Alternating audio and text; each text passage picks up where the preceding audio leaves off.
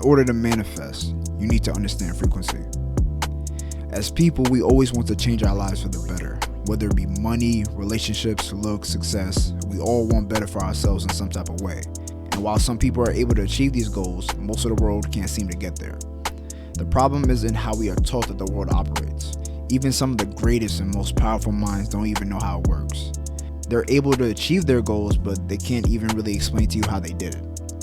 And it all starts with one word: frequency. Now, frequency is defined as the rate at which a vibration occurs that constitutes a wave, either in a material or in an electromagnetic field, usually measured per second. Now, this is just a more complicated way of saying that it is the number of times something happens within a particular period. And while this still may be confusing to some, let me break it down to you even further. Let's use the gym as an example. Let's say you are able to bench 100 pounds for 20 reps. You obviously have the strength to complete this feat very easily, but truly it is because you have the frequency to do so. Like I said before, frequency is the number of times something happens in a set period of time. Going off this definition, we can basically chalk up frequency to be the probability of an outcome happening. Now, science has taught us that everything is energy, and therefore everything has a frequency. Basically, you have to be strong enough to the point where the probability of you benching 100 pounds for one rep is guaranteed, opposed to a maybe. And with this example, we can carry it over to other examples. If I'm shooting a basketball, the probability of how often I make the shot is all dependent on my frequency. If I'm solving a problem, the probability if I get the question correct is all dependent on my frequency. Even if I'm driving, the probability of me getting into an accident is all dependent on my frequency.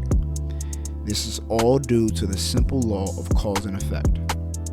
The problem is people get so caught up in the effect that they try to cut the branches of the problem instead of the root. If somebody told you to cut a tree, I hope that you didn't start with the branches.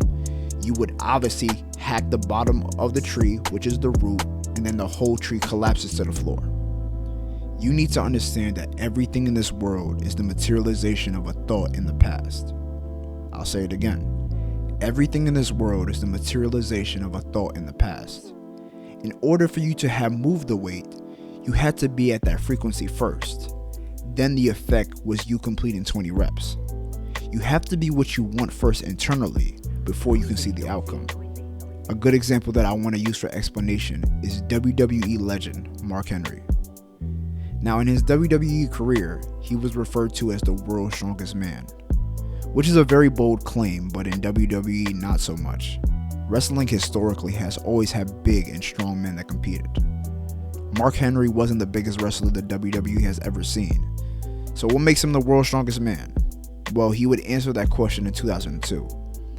He competed in the first Arnold Strongman Classic, in which he won the whole thing. And to make it even more impressive, there was a $1,000 prize to anyone who could lift the unliftable Thomas inch dumbbell. To put it into perspective, the dumbbell weighs 172 pounds. And not only was he able to lift it, but he was able to cleanly press it over his head. He is the only man on record ever to do so. So now let me ask you, was he the world's strongest man before or after the event? He was so before the event. And it's not because WWE said so. It's because he said so. And he knew so. He was at the frequency of the world's strongest man, and he was just displaying what he already knew to be true. The author of The Art of War, Sun Tzu, wrote in the book, "Every battle is won before it is ever fought." In the Bible, Proverbs 23:7 states, "For as he thinketh in his heart, so is he." Both of these quotes are saying that the reality you experience is just a reflection of who you believe yourself to be internally. If you want to experience what the world has to offer, you have to be in a vibrational alignment with it. How we go about changing our frequency is through our feelings. If we go back and re-examine Proverbs 23:7, it says, "For as he thinketh in his heart." The key word here is heart. They didn't say the mind for a reason.